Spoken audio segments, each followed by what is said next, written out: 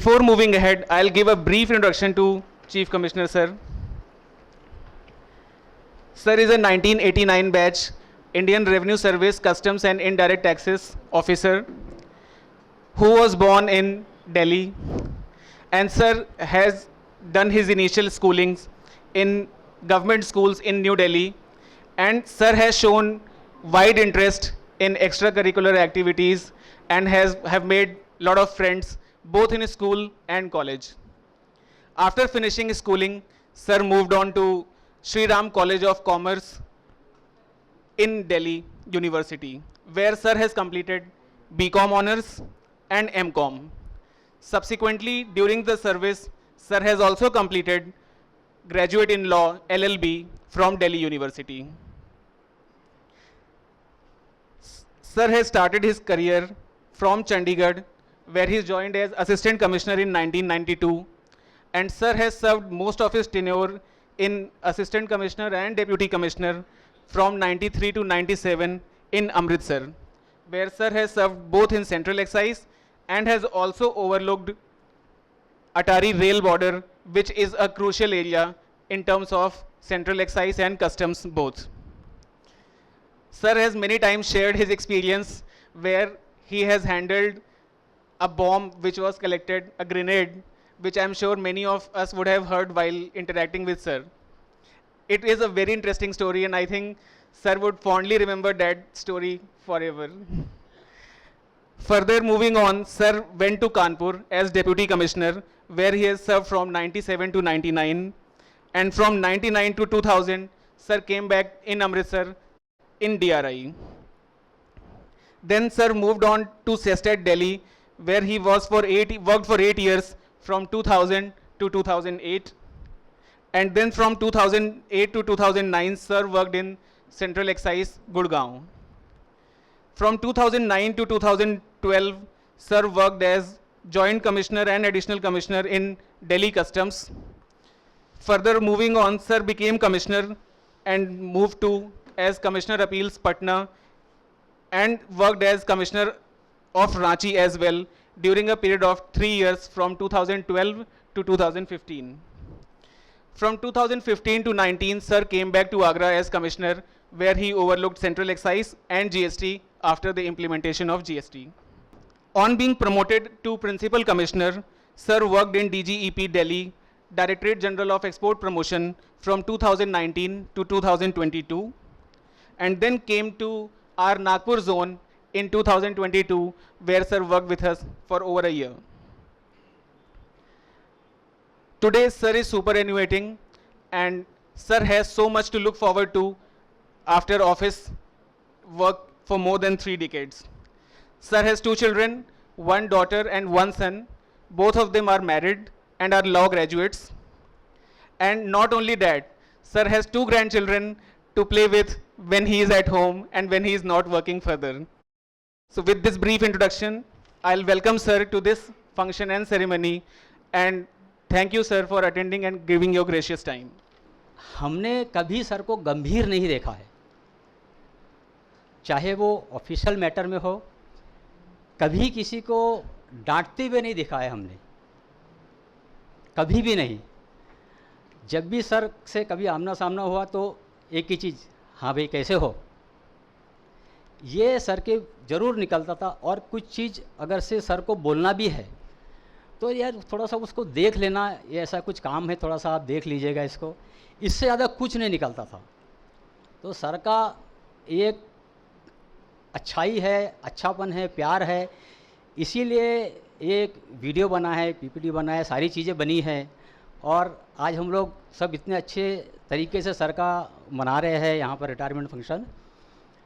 हमारे एक और ऑफिसर थे है जो यहाँ से आज रिटायर हो रहा है, किसी कारणवश वो नहीं आ पाए, उनके लिए भी हम शुभकामनाएं देता है। लेकिन एक सुधाकरण सर है जो यहाँ नहीं आ पाए हैं, तो उनके लिए हम सुखी जीवन की शुभकामनाएं देते हैं। एक इंसिडेंट मैं आप सबके सामने शेयर करना चाहता हूँ, एक ट्रैकिंग का।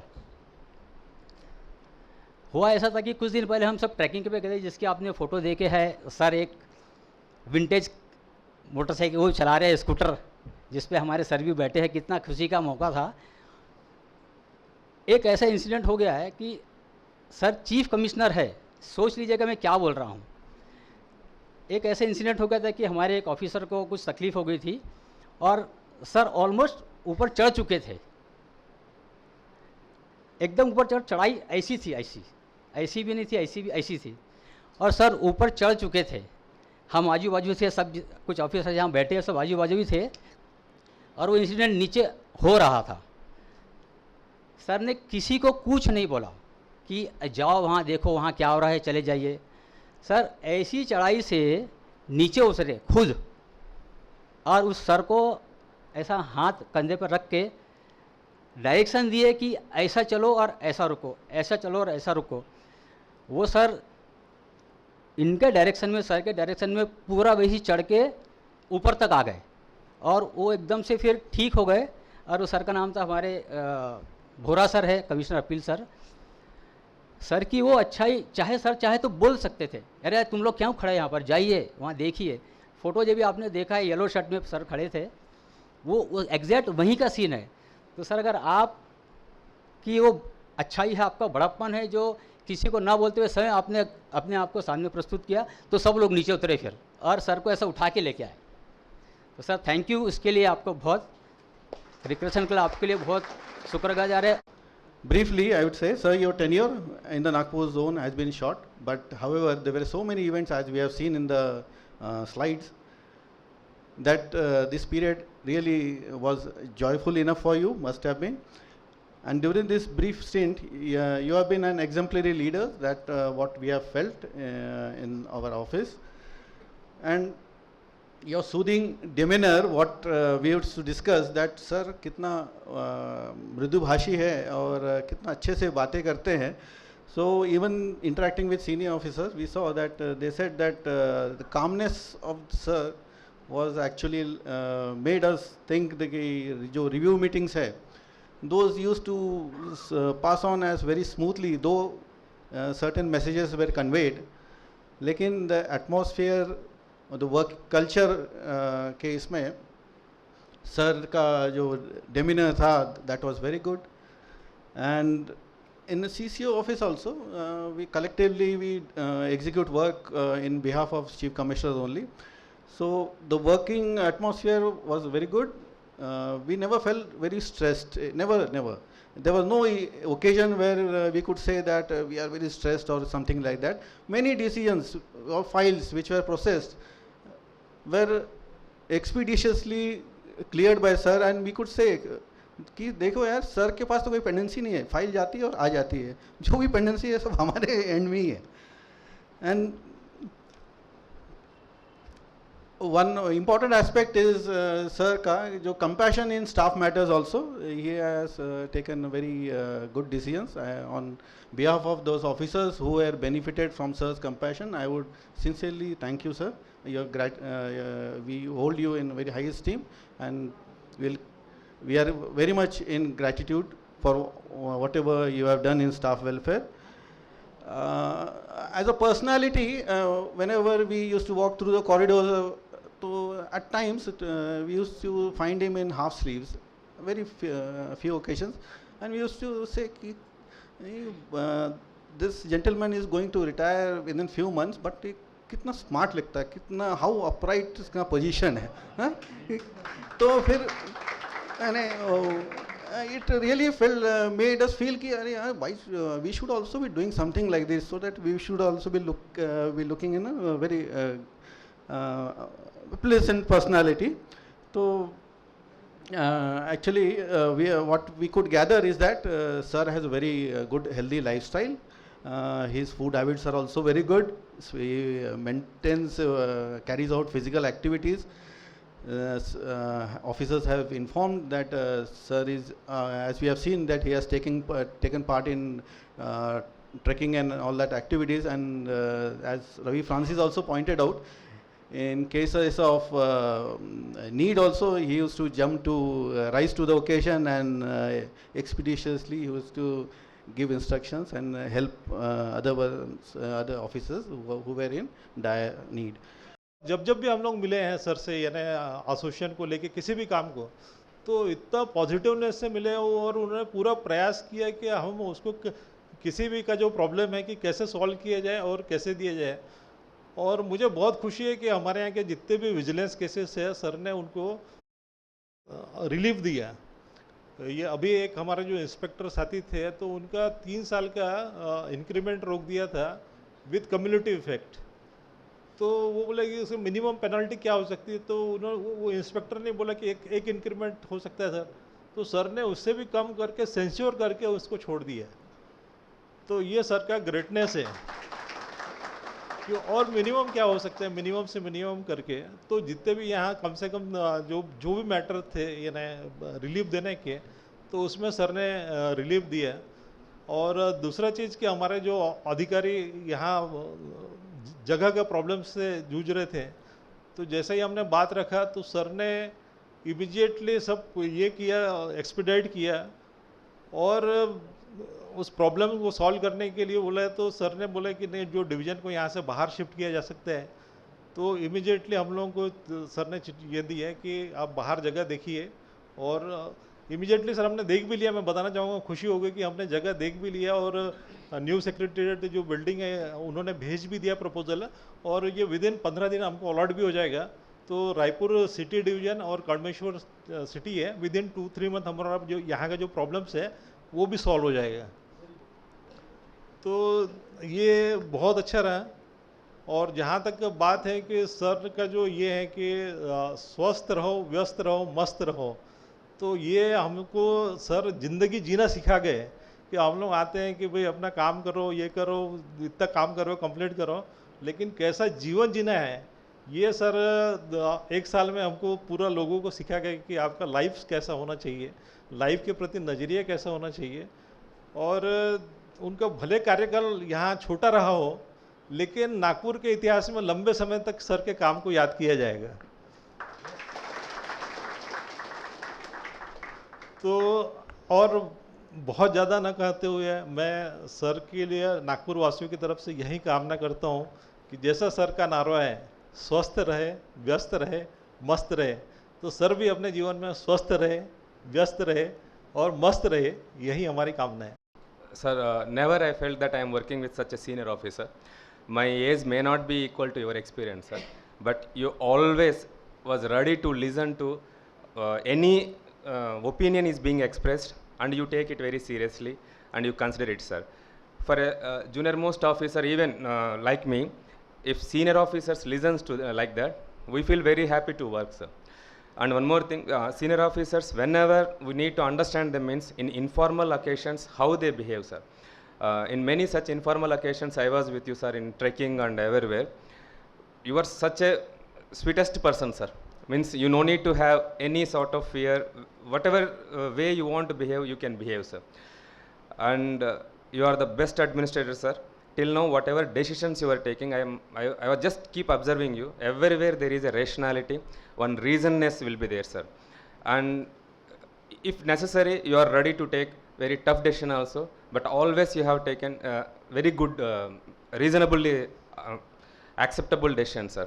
And I always feel that I should emulate you, and my learning curve under your guidance, under your tenure, sir, has changed a lot, sir. And I'm really thankful for having to work under you, sir. And you will be my CC forever. I am at your service, sir. Selection through UPSC itself is a wonder in any boy or girl's life in bureaucracy. So before joining into a bureaucracy, civil service, and superannuating as a senior officer, it makes a lot of difference. So before joining government service, we'll be having a lot of aspirations to work in the government, to serve the country, to take proper decisions. So on superannuating, we'll be filled with a lot of experiences, lot of sweet memories. Many things will be filled with our experience. Since CC sir has worked almost 30 years in this department, he has taken wonderful decisions. I've joined on June 15th, and exactly 2.5 months completed. I had the opportunity to work with CC sir 2.5 months. This 2.5 months, I got an opportunity to closely see interact with the CC sir, how he disposes the issues, pending issues, how he conducts himself, how he conveys, how he speaks with Havaldar, and how he speaks with even a member. It is almost the same. It is not so easy to speak with everyone. So, sir, like this, many good qualities and adjectives you're having, sir. It has been wonderful lifetime learning experience working with sir. Initially, I was assigned with task in Audit Commissionerate. Later on, I was posted to Nagpur 1 Commissionerate. But during this period, for almost 12 to 13 months, I have been assigned additional charge of CCO office. And I have seen from the close quarters that sir has given guidance in each and every sphere of technical, academics and everything, which you have seen here through this media also. We have seen that sir has been sincere and active not just in revenue matters and technical matters, but also in physical fitness, co-curricular activities and extracurricular activities. We thoroughly enjoyed sir Nagpur trek in Nasik as well as Aurangabad. I have seen not just sir, but also family member. Madam is not here, but I have seen ma'am, sir's son and daughter. All members are very down to earth. आप उनसे मिलेंगे तो ऐसा लगेगा ही नहीं कि chief commissioner की family से हैं. ऐसा लगता है कि आप उन्हीं के फैमिली के हो और वो आपकी फैमिली के हैं. मतलब मुझे ऐसा फील हुआ. And best wishes from our side for sound health and continuous success in life, sir. Thank you, sir. Sir, it was an honor working under your leadership. Last 1 year was very memorable for us, very joyful, and also come with many learning experience. जैसा कि मेरे follow colleague ने already कह दिया काफ़ी कुछ चीज़ें, उन्हीं में से कुछ चीज़ों को रिपीट करूँगा.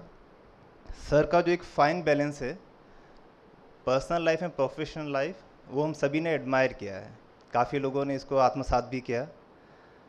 सर ने ऑफिस में जो कह रहे हैं कि डाटा नहीं है या कभी गुस्सा नहीं किया, ये बात सही है, लेकिन सर ने काम वो सारा करवाया जो काफ़ी जोन्स में नहीं हो पाया. जो लेगेसी सर ने जो प्यार से बात करके जो लेगेसी एजुकेशन के जो केसेस 12,000 से ज़्यादा केसेस पेंडिंग थे, प्यार से बात करके जब पहली बार सर ने कहा कि 3 महीने में करने हैं, तो I remember I was the first person. मैंने कहा सर ये मुश्किल है, ये नहीं हो पाएगा. तो सर ने फर्स्ट टाइम तो 10 या 20 का टारगेट दिया था. फिर सर ने उसको बढ़ा के कहा कि नहीं आपको 100 करना है. तो हमें लगा ये बिल्कुल ही नहीं हो पाएगा. कलीग से भी बहुत चर्चा हुई, लेकिन सर ने प्यार से मॉनिटर कर के उसको करवाया और एंड ऑफ द मार्च सभी कलीग्स ने इंक्लूडिंग मी हमने वो टारगेट अचीव किए. कस्टम में काफ़ी और काम भी चीज़ें थी ऐसी, बॉन्ड डिस्पोजल, EPCG, ड्रॉबैक, काफ़ी इश्यूज़ रहे जो जब आए थे तो लेगेसी में हमें काफ़ी पेंडेंसी मिली. लेकिन सर ने रिव्यू मीटिंग्स में प्यार से डंडा चला के उन सभी को डिस्पोज ऑफ किया. सर के साथ में जैसा कि नेम सिंह ने और गुरु ने बताया कि एक जो इनफॉर्मल बॉन्डिंग रही, उसने काफ़ी कुछ सीखने को हमको मदद दी. इनफॉर्मल में ऑफिस ड्यूरेशन में टेबल पे हम केवल फाइल डिस्कस कर पाते हैं कलीग्स के साथ, पर सर के साथ में चाहे वो साइकिल रैली के इवेंट्स रहे हों, चाहे राम सेज या राम टेक का ट्रैकिंग रहा हो, उसके दौरान इनफॉर्मल डिस्कशन रहा है. सर ने एक दूसरे के हालचाल पूछे हैं, हमसे बातें की हैं मन की. सर की उन दिनों की जो आपने फ़ोटोग्राफ में भी देखा होगा कि जो फिटनेस है, देख के लगता नहीं है कि कोई 59-60 ईयर्स का ऑफिसर हैं ये. तो सभी काफ़ी यंग ऑफिसर भी सर से काफ़ी इस बात में रहे कि जो सर का जो मंत्र है, स्वस्थ रहें, व्यस्त रहें, मस्त रहें, सभी उसको इंगित करते हैं. सर के साथ में ट्रेक के बहाने ही morning walk, evening walk, games, और सर ने कई बार कहा कि भी आप लोग ये करें. तो सर ने सभी पे एक छाप छोड़ी है. सर आप सभी को हम आपको बहुत मिस करेंगे. आदमी अपनी आदत बदल सकता है, स्वभाव नहीं बदल सकता. तो शायद साहब का स्वभाव ही ऐसा है कि सबको एडजस्ट कर लेते हैं, सबको कंफर्टेबली. आपको जो जितने लोगों ने कहा, सबने साहब के स्वभाव के बारे में बताया, और मैं भी बहुत सोच के आया था बोलने के लिए, लेकिन सारे सेंटेंस आप बोल गए. तो मैं आप सबसे बहुत सहमत हूँ, और पीयूष भाटी की इस बात से सहमत हूँ कि साहब ने बहुत काम कराया. और काम 2 तरीके से लोग सोचते हैं, और 90% मैंने सीनियर्स देखे हैं, मेरी भी 30 साल नौकरी हो गई है, कि जाओ और एकदम इतना झटका दो डिपार्टमेंट को कि सब डर के मारे काम करने लगें। लेकिन शायद वो तरीका सही नहीं था। वो यहीं आके सर के साथ काम करके ये सीखने को मिला कि जो प्यार करा सकता है, जो आपको स्नेह करा सकता है, वो क्रोध कभी नहीं करा सकता। और साहब उसके बहुत बड़े एग्जाम्पल हैं। जो एजुकेशन में जिस तरह सर ने टारगेट दिए, हमने भी बहुत काम किया। हमने मीटिंग में सोचता था कि सर ऐसे 300 बांट रहे हैं, करेगा कैसे कोई, होगा कैसे, 300 तुम 250 तुम 150 कर लोगे।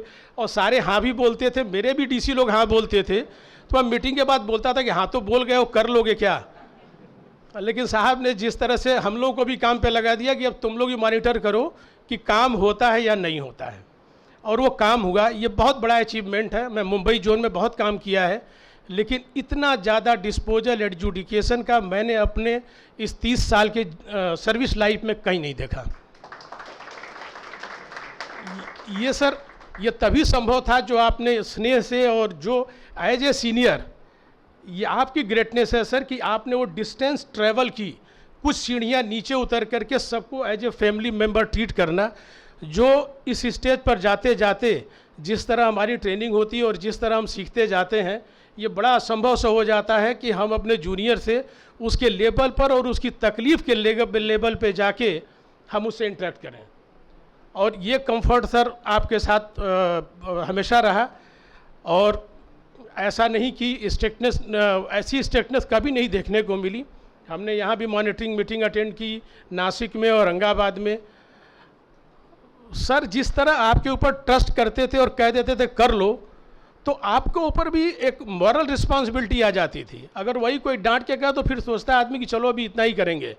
लेकिन जिस तरह से, जिस स्नेह से कहा साहब ने कह के काम करा लिया, ये बहुत है। और हम सब जितनी भी हमारी नौकरी बची है, ये हमारे लिए सबसे बड़ा इंस्पिरेशन है। और यहाँ बैठे सारे नए इंस्पेक्टर, एसी, डीसी जितने भी लोग हैं एडिशनल जॉइंट, आपके लिए लाइफ में एक इंस्पिरेशन है कि आप जहाँ भी जाएं इसी तरह से काम जरूर कराएं। ये साहब की सीख आप लेके जाइए। ये बोलने से ज़्यादा अपनी लाइफ में आप चरित्रार्थ करके दिखाइए कि एक चीफ कमिश्नर के साथ हमने काम किया जिसने इस तरह इंस्पायर करके हमसे काम कराया। I feel sad that here on we will not have Sir with us, but I am happy for him that after playing a successful great inning, Sir will get to focus more on his personal life, which perhaps will make up for the years gone by while being busy performing the demanding role which comes bundled with the position, sir. Like KK said, and I also would like to mention, sir, in these mixed feelings of thoughts, I'm also a bit anxious, like many others here, as to what future holds for us from Monday onward. Sir, I joined almost 11 months back in Nagpur zone, and when I look back on my time spent here in this zone, I am reminded of a few memories which are typical to Sir's style of functioning. Sir, I admire your professionalism in conducting yourself and assigning the task and ensuring that these are done. If the staff is performing those tasks well, there are no any other peripherals expected. This is something I have always admired about, sir. Sir, your working reminds me of certain theories of astrophysics propounded by Isaac Newton. There is a theory of relativity. He talked about black holes. He talked about shining stars, galaxies. I feel, sir, that all these theories, they apply equally in our personal life also. Black holes, wherever they go, they would draw all the energy, suck all the energy out of whoever comes close to them. But there are shining stars who will lighten up the life of everyone who comes in their sphere of activity. And sir, at times these shining stars are the only companions for people who are lost sometimes between dilemma of time and space. And I can say with confidence that, sir, you have been a shining star for all of us who has guided us with his light in performing our day-to-day functions and also helping us out in guiding in our personal life also. Sir, working with you, when I look back, I see a time-lapse video where Nagpur zone as such started getting some droplets of water, the seeds germinating, and then petals growing and flowers blooming all across till date. So I'm really thankful to you for initiating that feeling amongst all of us at this moment, at the time when Sir is superannuating. And the ease with which Sir has conducted himself in getting things done, a lot has been said. I am reminded about a famous musician, Sir, Jubin Mehta. He is a director of world famous Philharmonic Orchestra. He stands with a baton, and like this, they are performing artists sitting in front of him. He just, without closing his eyes, he just engaged in his thoughts and signaling to everyone what is to be played at what time. And ultimately, a beautiful symphony comes out of it in an organized, systematic manner which the audience enjoy. Saab is a very simple person. And एक बावर्ची film में राजेश खन्ना कहता है कि it's very simple to be difficult but very difficult to be simple. तो साहब ने अपने पूरे 1 साल के यहाँ के टेन्योर में लोगों के साथ मिलजुल के सबका बात सुन के उनके ग्रीवेंस रिड्रेस करके अपनी एक छाप छोड़ी है जो हमेशा रहेगी. और किसी ने कहा था कि साहब की हाइट वो अमिताभ बच्चन जैसी है, तो वो जंजीर के अमिताभ बच्चन नहीं बल्कि वो कभी कभी के अमिताभ बच्चन जैसी है वो. और रही बात, मैंने जैसे कहा था कि साहब बड़े डाउन टू अर्थ है, तो कल साहब से बात करते हुए साहब ने बताया कि पहले वो नाबार्ड में काम करते थे, फिर वो IDBI में काम करते थे. और ये भी बताया कि just before he started his career he also work as a ठेकेदार. So that was a very, it is very nice to learn that the man has grown from the so roots and today has reached to whatever the highest post a government of India can offer to any employee. So yes sir, it was very nice working with you and we learned a lot. रही बात श्रीवास्तव साहब ने anxiety की बात कही है, तो वो नासिक में बैठ के एंग्जाइटी की ज़्यादा चिंता मत करें. जो लोग यहाँ हैं नागपुर में उनके लिए वो ज़्यादा वो रिलेवेंट बनता है. तो यस सर, आपकी कमी यहाँ पे हमेशा महसूस की जाएगी. ये लेकिन जैसे सब ने कहा कि साहब हेल्थ के बारे में बड़े सतर्क है, तो यही आपका मैं आपसे सभी की तरफ से कामना करता हूँ कि आप इसी तरह से अपने आप को मेंटेन रखें, फिट रखें. सबसे पहले तो मैं शुक्रिया अदा करना चाहता हूँ उस अलमाइटी का जिसने हम सबको यहाँ पर एक चांस दे के यहाँ पर भेज दिया है. उसके बाद में मैं अपने मदर फादर का बहुत बहुत शुक्रगुजार हूँ, अपनी फैमिली का, डिपार्टमेंट का और नागपुर जोन का खासकर, जिसकी वजह से मैं यहाँ पर आज इस स्थिति में खड़ा हूँ, इस सुखद स्थिति में खड़ा हूँ. तो उनका बहुत बहुत शुक्रिया. समझ नहीं आता कि इतना कह के मुझे इतना डिप्रेशन हो गया है कि मैं क्या करूँ अब, क्योंकि इतना कहा गया है वो मुझे नहीं लगता कि उसका 5% भी ठीक है, क्योंकि ऐसा कहा जाता है कि रिटायरमेंट के टाइम में सबके बारे में अच्छा ही बोला जाता है.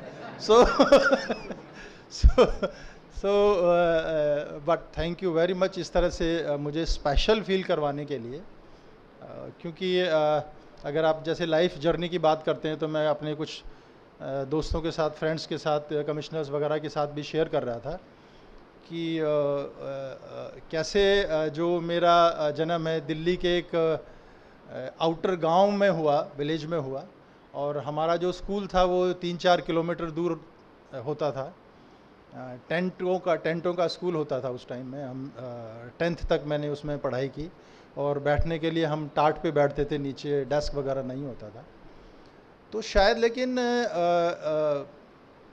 जो डेली 5-6 किलोमीटर बिना बात आना जाना जो था इस तरह का, और जैसा माहौल होता था, तो एक जो जुझारूपन की जो एक भावना है, एक फिट रहने की एक जो भावना है और संघर्ष करने की एक जो एक आदत है, वो अपने आप नेचुरल तरीके से ही शायद डेवलप हो गई, जिसका मुझे आज तक काफ़ी फ़ायदा मिल रहा है। तो इस तरह से गांव के वहाँ से निकल के Shri Ram college of commerce में जाना इट्सेल्फ मेरे लिए एक बहुत बड़ी बात थी। और फिर इस डिपार्टमेंट में आना, डिपार्टमेंट से पहले 2-3 और नाबार्ड में, IDBI में, और जैसा अभी शेयर किया अविनाश ने, कुछ दिन चूँकि मुझे मेरे पास कुछ नहीं था करने के लिए, तो मेरे कज़न ने मुझे सजेस्ट किया कि क्यों नहीं हम सिविल कॉन्ट्रैक्टर बन जाते। तो चूँकि वो ऑलरेडी इस तरह का काम कर रहा था, तो मैंने कहा हाँ यार ये बढ़िया है, जब तक सिविल कॉन्ट्रैक्टर ही बन जाते हैं। तो मैंने कुछ साल, 1 या 1.5 साल के करीब उसके साथ रह के सिविल कॉन्ट्रैक्टर का भी काम किया। और उसका देखिए, हर कोई भी चीज़ ज़िंदगी में वेस्ट नहीं जाती। उसका मुझे कहाँ फ़ायदा हुआ, जब हम ये हमारा जो स्टेज बन रहा है, जो वाटर टैंक बन रहा है, तो उस वाटर टैंक को जब शिफ्ट किया गया वहाँ पर, तो मुझे बहुत मुझे काफ़ी गुस्सा आया उस टाइम। और जो इंजीनियर था बेचारा CPWD का, वो ही सामने पड़ गया मुझे किसी ने बताया कि ये CPWD का इंजीनियर है जिसने सब कुछ करवाया है। तो और मैंने उससे ऐसे बेसिक सवाल पूछे जो एक मतलब उसको लगा कि यार ये कोई इंजीनियर आ गया मेरे सामने। मैंने कहा मैं कोई इंजीनियर नहीं हूँ, लेकिन अगर आप अपने घर में ये चीज़ बनाएंगे तो क्या आप ये काम करते इस तरह का? इतनी बेसिक आप जो मिस्टेक्स यहाँ पर कर रहे हो। तो कोई चीज़, मेरा कहने का मतलब कि वेस्ट नहीं जाती, कि हर एक चीज़ का फ़ायदा रहता है।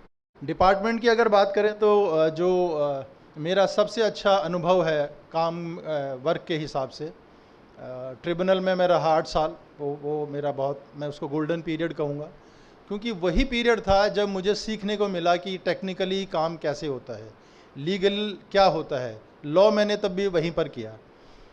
वहाँ से जब ये काम सीख के जब मैं एज ए कमिश्नर अपील गया, तो कमिश्नर अपील में मेरे पास इतनी पेंडेंसी थी, उस पेंडेंसी को कैसे ख़त्म करना, कैसे टैक्स पेयर्स को बेनिफिट देते हुए, जो उनका ड्यू बेनिफिट है वो देते हुए, जल्दी देते हुए, यानी कि ट्रांसपेरेंसी भी रखनी है, मेरिट भी रखना है और जल्दी काम करना है, उसका आपको कितना फ़ायदा मिलता है, डिपार्टमेंट की इमेज कितनी बढ़िया बनती है, ये मैंने अपनी आँखों से देखा।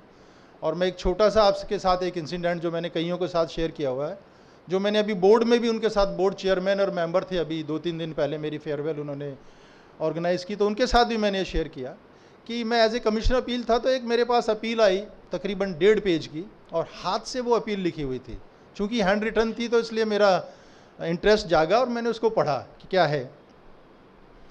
और वो थी एक कोई IAS रिटायर्ड, उसने एक वो अपील की थी, झारखंड काडर का वो IAS था। ऑफ कोर्स बिहार काडर का था, क्योंकि पहले दोनों जो स्टेट थे वो एक ही थे, झारखंड और बिहार। तो अभी वो बिहार में, झारखंड में रहने लग गया था, रांची में। और उसकी सिर्फ इतनी ही वो थी कि उसने सर्विस टैक्स का रजिस्ट्रेशन लिया हुआ था, वो कोचिंग क्लासेस स्टार्ट करना चाहता था, बट किसी कारण से वो नहीं कर पाया, बस वो नील रिटर्न नहीं फाइल कर पाया था। ये उसकी इतनी गलती थी। डिपार्टमेंट में इतने सर्कुलर और इस तरह का कुछ डिसीजन थे सी स्टेट वगैरह के, कि अगर कोई नील रिटर्न फाइल है और नहीं फाइल कर पाता तो आप पेनल्टी ना लगाइए, आपके पास वो डिस्क्रिप्शन है। बट डिप्टी कमिश्नर ने उस पर पेनल्टी लगा दी, वो कमिश्नर अपील के पास आ गया। मेरे पास आया पर्सनल हियरिंग में, मैंने सुना और ये बोला कि हम आपकी अपील डिसाइड कर देंगे, आपकी पेनल्टी माफ़ कर देंगे। उसने छुटते ही मुझे बोला कि मुझे ये बात तो डिप्टी कमिश्नर ने भी बोली थी, लेकिन देखिए क्या हुआ, मैं आपके सामने हूँ, तो आप भी मेरे साथ ऐसे ही करोगे, मुझे लगता है फिर आगे जाना पड़ेगा। सो मैंने उसको कहा कि सर आप ऐसा करिए, सोफे पे बैठिए साथ में, और एक किसी को बुलाया, बोला सर को चाय पिलाइए। मेरे साथ एक टीए हुआ करता था, क्योंकि अगर आप कमिश्नर अपील है, अभी तो बहुत अच्छा हो गया कमिश्नर अपील का, Rakesh Ladwal will vouch for it. पहले एग्जीक्यूटिव कमिश्नर उसको कुछ नहीं देता था करने के लिए, कुछ कमिश्नर अपीलों को अपनी स्टेशनरी करने के लिए वो जो पार्टियां आती थी उनको बोलना पड़ता था कि अरे यार हमें थोड़ी सी स्टेशनरी तो दे दो हम ताकि अपना काम कर सकते हैं, और वर्स्ट टाइप ऑफ परफॉर्मर वो कमिश्नर अपील को दिए जाएंगे। तो मैंने ये कहा यार मुझे जो मेरे के पास स्टाफ है ठीक है, बस मुझे एक ऐसा टीए दे दो जो मैं बोलता जाऊँ और वो बैठ के सीधा सीधा टाइप करता जाए, बस मुझे इतना चाहिए कमिश्नर एग्जीक्यूटिव से। Somehow he gave me that, thinking कि क्या कर लेगा ये ऐसा करके। तो मैंने बुलाया उसको, वो चाय पीने लगे सज्जन, उसको मैंने टाइप करवाया आधा पेज का ऑर्डर वगैरह करके, और जब तक उन्होंने अपनी चाय ख़त्म की, बाय द टाइम हमने उनको ऑर्डर दे दिया। तो उन्होंने ऑर्डर पढ़ा 2-3 बार, उसने कभी ऑर्डर को देखे, कभी मुझे देखे, कभी ऑर्डर को देखे, कभी मुझे देखे। तो मैंने कहा सर ये आप ही का ऑर्डर है ये प्लीज़। तो उसने जो बात कही वो मैं आपसे शेयर करना चाहता हूँ। उसने कहा कि यार मैंने ऐसा डिपार्टमेंट और ऐसे ऑफिसर नहीं देखा जो इतनी जल्दी इतना मेरिट पे ट्रांसपेरेंसी से डिसीजन ले सकता है।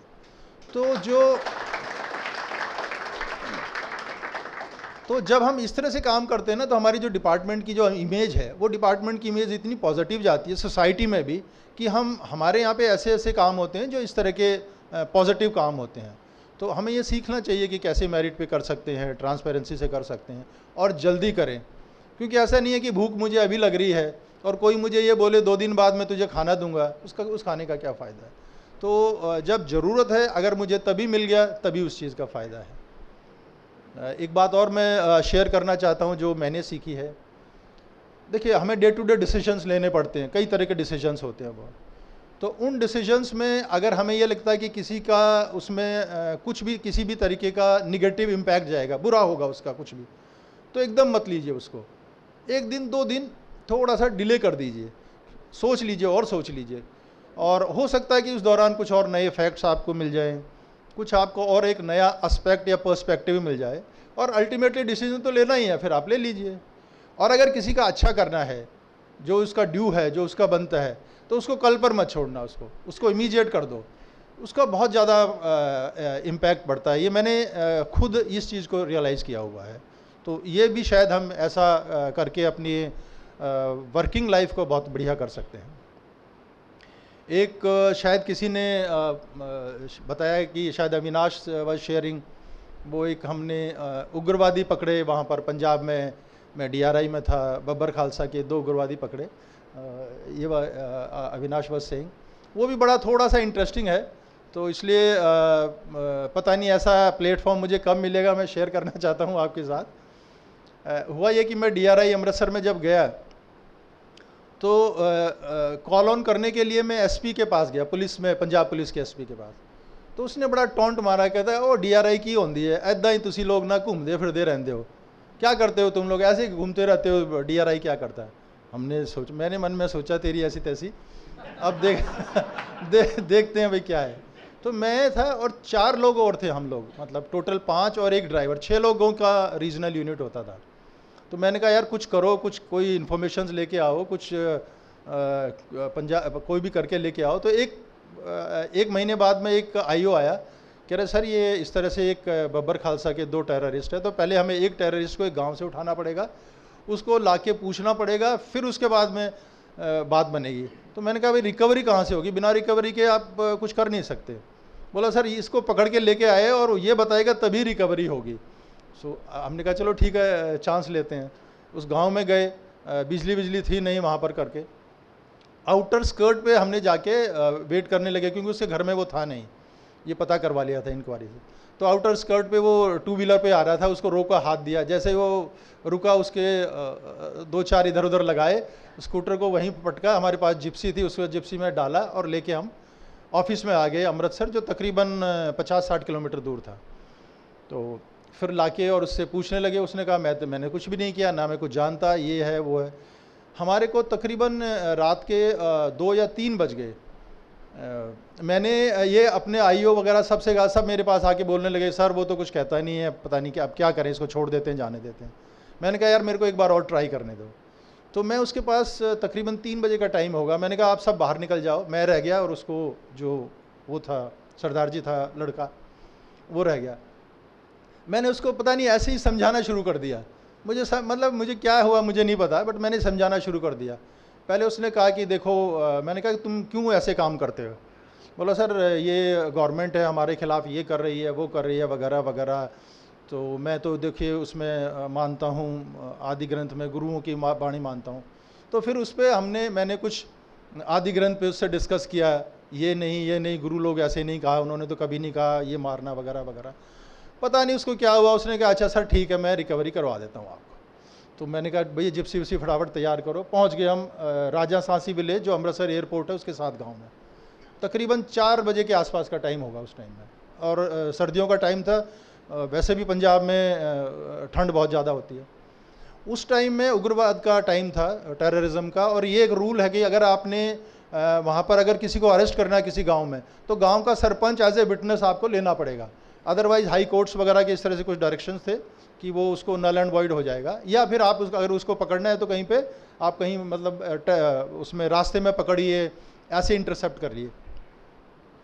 तो अब हम 4-5 लोग थे, हमने सोचा अब क्या किया जाए। उसके घर में गए और घर में जाके हमने ऐसे बिहेव किया जैसे ये कहा, अरे नेम सिंह, अरे आप उधर से आओ, अरे पीयूष, अरे तुम वो गन लेके वहाँ चढ़ जाओ, सतीश तुम ऐसे करो, किसी को निकलने मत देना। ऐसे 10-20 के 20 फालतू नाम लिए और चारों तरफ मतलब इस तरह से करना शुरू कर दिया जैसे हम बहुत बड़ी फौज लेके आए वहाँ पे उसको पकड़ने के लिए। तो वो पूरी फैमिली वगैरह डर गई। वो ये जो लड़का था, ये जिसको उसके क्यों हम अपने साथ लेके आए थे, उसने बताया कि ये जो लड़का है जो सो रहा है, उस लड़के का पैर में एक्सीडेंट हुआ था तो प्लास्टर चढ़ा हुआ था। वो गया, एक हमारा जो आईओ था उसने उसके 2 लगाए, वो किथे माल का है। वो डर गया, उसने कहा उसका जो बेड रेस्ट था पीछे, बेड के पीछे जो बेड रेस्ट होता था उसमें उसने हैंड ग्रेनेड रखे हुए थे, मतलब लाइव हैंड ग्रेनेड। तो जैसे ही हमने देखा हैंड ग्रेनेड रखे हैं, हमें नहीं पता उसको कैसे ट्रीट करना है, क्या करना है। उसको थैला लिया, इधर उधर देखा कि एक थैला पड़ा हुआ था, थैले में हैंड ग्रेनेड डाले, 1 2 3 4 5 6 7 जो भी था डाले, और पूछा और क्या, बोला मेरे पास वो है वायरलेस सेट है, वायरलेस सेट उठाया, कुछ उसके पास गोलियाँ वोलियाँ थी, सब ली। और हमने कहा भी अभी यहाँ पंचनामा वगैरह नहीं बनाना। उठाया, उनको जिप्सी में बिठाया और लेके चले गए। वहाँ जाके जो भी फॉर्मेलिटीज़ वगैरह की। सुबह जब हुआ तो मैंने प्रेस कॉन्फ्रेंस की और ये किया, और ये करने के बाद में then I rang up that SP जिसने कहा था कि ये DRI वाले तो ऐसे ही घूमते हैं। तो मैंने कहा भाई, और बड़े मतलब कैजुअल वे में कि जैसे हमने पता नहीं कुछ नहीं किया है। मैंने कहा भाई हमने एक ऐसे बब्बर खालसा के टेररिस्ट पकड़े हैं, अगर आप लोग इंटरेस्टेड है तो आ जाओ। तो उसकी सुनी, उसकी तो मतलब वो क्या खाट खड़ी हो गई टाइप। सो ही सेज क्या कहा आपने? मैंने कहा टेररिस्ट पकड़े हैं हमने, अगर आपको कुछ पूछना है तो आप आ जाओ, नहीं तो हम प्रेस कॉन्फ्रेंस करके और उसको आगे जो भी होगा उनको दे रहे हैं। हमने जो इतना काम किया, मैं उसको बोर्ड ऑफिस में भी यही कह रहा था। मैंने कहा सर मैं ये नहीं कह रहा हूँ कि मैं कह रहा हूँ इसलिए कह रहा हूँ, आप हमारा डाटा उठा के देखिए, पिछले 1 साल का डाटा उठाइए, रेवेन्यू टारगेट हमारे अचीव हुए हैं, एंटीवेजन की परफॉर्मेंस आप देख लीजिए, ऑडिट देख लीजिए, लीगेसी एडजुडिकेशन देख लीजिए। पूरे इंडिया में एक क्वार्टर में 4880 केसेस अगर किसी ने किए तो आप हमें बता दीजिए। और मैंने कहा सर ये क्यों हुआ? ये इसलिए हुआ कि मेरे पास इतनी बढ़िया टीम है, मेरे पास इतने अच्छे ऑफिसर्स हैं कि वो, मैं एक बात कहता हूँ तो वो उसको 10 करने के लिए तैयार रहते हैं, और ये तभी पॉसिबल हो पाया क्योंकि मेरे पास ऐसी टीम है। So they were very very appreciative of Nagpur zone, क्योंकि उनके अपना एक फीडबैक मैकेनिज्म भी शायद है उनका। तो दे से कि नहीं, वी नो कि नागपुर जोन में क्या हो रहा है और अच्छा हो रहा है, कोई ऐसी वाली बात नहीं है। तो ये जितना भी काम हुआ ना, ये सब आप लोगों की वजह से हुआ है, मेरा इसमें ऐसा कुछ नहीं है। अनलेस आप लोग अगर साथ नहीं देते तो कहाँ से कोई क्या कर सकता है? अकेला चना तो भाड़ नहीं फोड़ सकता। तो बिना टीम वर्क के मुझे नहीं लगता ये कुछ भी पॉसिबल है। So thanks to you all, each individuals जिन्होंने इतना काम किया है। और जैसे हम लोग वीडियो में देख रहे थे कि किस तरह से ट्रैकिंग वगैरह हुई नासिक में, औरंगाबाद में, नागपुर में, साइकिलिंग का ये पीयूष भाटी ने ये सब करवाया। तो ये सब चीज़ें अगेन सेम बार बार उसी चीज़ पे आ जाता हूँ कि टीम वर्क के बिना शायद नहीं हो सकता। नागपुर में चाहे वो विजय ऋषि हैं, अभय कुमार श्रीवास्तव थे, अभी अविनाश है, पहले नासिक में था अविनाश, मनोज रजक है, और एग्जीक्यूटिव कमिश्नर्स के बिना एक्टिव सपोर्ट के बिल्कुल ये पॉसिबल नहीं है, बिल्कुल भी पॉसिबल नहीं है। ऑडिट में अगर आप परफॉर्मेंस देखो पहले की और आपकी, तो बिना ऑडिट कमिश्नरेट्स के अच्छे काम करने के अलावा उनकी एक्टिव सपोर्ट के बिना ये बिल्कुल पॉसिबल नहीं है। एंड थैंक्स टू के एंड अगेन विजय ऋषि, वो पॉसिबल ही नहीं होता। अपील में आज की तारीख में हमारे पास कोई भी 1 साल से ज़्यादा की पेंडेंसी नहीं है। क्यों नहीं है? क्योंकि commissioner appeals have taken upon themselves कि हमने ये काम करवाना है, ये ख़त्म करना है। मीटिंग आएगी तो हम चीफ से ये नहीं सुनना चाहते कि हमारे यहाँ पे पेंडेंसी है जो, तो ये किसको श्रेय जाता है? ये राकेश लडवाल को श्रेय जाता है, प्रदीप बोहरा को श्रेय जाता है, तो उनके यहाँ जो एडीसीज है उनको श्रेय जाता है। तो बिना टीम के जब तक वो अपना रिस्पॉन्सिबिलिटी ऑन नहीं करेंगे काम बनेगा नहीं। तो ये भी एक बहुत बड़ा हमारा सोचना चाहिए। खासकर आप सभी लोग बैठे हो, अभी आप आगे जाओगे अलग अलग और ऊंचे ऊंचे पदों पर आप खुद ही बैठोगे, तो आप इस चीज़ को थोड़ा सा ध्यान में रख सकते हैं। ऐसा एक मेरा ये भी सुझाव है। एक चीज़ और ज़रूर मैं शेयर करना चाहता हूँ कि जैसे लीडरशिप स्टाइल्स की हम लोग कई बार बात करते हैं, तो मैंने भी एक बार पढ़ा था कि लीडरशिप बाय सर्विंग, तो वो मुझे बड़ा अच्छा सेंटेंस लगा। और उसके बाद मैंने सोचा कि अगर क्यों ना इस तरह से अगर इस स्टाइल को अडॉप्ट किया जाए कि पहले आप वॉक द टॉक तो करो, आप खुद तो करके दिखाओ, आप तब तो अपने आप ही किसी को कहने की ज़रूरत नहीं होगी। मतलब आपका काम बोले, आप खुद ना बोले, आपका काम बोले, ऐसा करके। तो उससे मुझे काफ़ी सीख मिली और शायद उससे कुछ और अब मैं ये भी देख रहा हूँ कि अगर आप सब इस चीज़ को मान रहे हैं, इस चीज़ को फील कर रहे हैं, इसका मतलब इस चीज़ में दम है। आप अपने आप को काम करके आप अगर दिखाते हैं तो आपके साथ के जो साथी हैं वो अपने आप काम करना शुरू कर देते हैं। तो वॉक द टॉक बहुत ही ज़्यादा ज़रूरी है कुछ भी किसी भी काम करने के लिए। और बिना प्यार के, प्रेम के इस दुनिया में कुछ, ये दुनिया चल ही नहीं सकती। फैक्चुअली तो बात ये है, ये जो कहते हैं ना कि चांद सितारे और ये सब हैं, सूरज वगैरह वगैरह, एक आकाश है एक धरती है। अगर आप देखो तो बीच में कौन से पिलर थोड़ी लगे हुए हैं कि आकाश अपने आप टिका हुआ है बिना किसी सपोर्ट के। बट देन दे से it is the power of love जो सबको एक साथ जोड़ के रखती है। माँ बाप का प्यार भी होता है, भाई बहन का भी प्यार होता है, बच्चों के साथ हमारा होता है, स्पाउस के साथ होता है। लेकिन कहते हैं कि जो रियल लव होता है, जो ट्रू लव होता है, विच goes beyond all these things, और वही एक ताकत है जो सबको बांध के रखती है। और जब हम उसका जब थोड़ा बहुत सहारा ले लेते हैं ना, तो होता क्या है कि उनका जो इम्पैक्ट होता है वो बड़ा लॉन्ग लास्टिंग होता है, बहुत ज़्यादा उसका देर तक रहता है, ऑलमोस्ट परमानेंट हो जाता है। तो जैसे आप लोगों ने वो ये एडजुडिकेशन की जब बात आती है क्यों किया, मुझे भी याद है कि जब हमारी पहली वीसी हो रही थी तो मैं जैसे रवि को पूछा, रवि कितने केस करोगे? तो रवि ने, मैंने सोचा कि अगर ये 70 बोल देगा तो मेरे लिए बहुत है। रवि सेज 150। मैंने सोचा कि ये ठीक कह रहा है, मैंने सुना कि गलत सुना कि क्या सुना। इसे सर मैं 150, आई विल डू 150। मैंने कहा भाई लिखो लिखो जल्दी, जो भी साथ था, मैंने कहा लिखो यार 150 लिखो। तो धीरे धीरे सबने जो ये किया और हमने टोटल किया तो 5000 से भी ऊपर आ रहे थे, 5500 से ऊपर आ रहे थे ऐसा करके। बट ऑफ कोर्स फाइनली हमने 4880 हम अचीव कर पाए। बट ये क्यों हुआ? क्योंकि आप सब ने जो इंटरनल एक फीलिंग जो थी, इंटरनल कोऑपरेशन, लव की जो एक फीलिंग थी, उसकी वजह से आपने ये सब किया, जिसका आज भी आप देख रहे हो कि बड़ा लॉन्ग लास्टिंग इम्पैक्ट है। Only internal change can bring a long lasting and permanent solutions. बाकी ऊपर से डांट के ये किया वो किया ऐसे किया, मुझे नहीं लगता कि उसका कोई लॉन्ग लास्टिंग इम्पैक्ट हो सकता है। उसका तो शायद उल्टा निगेटिव ही इम्पैक्ट हमारे पर रहेगा।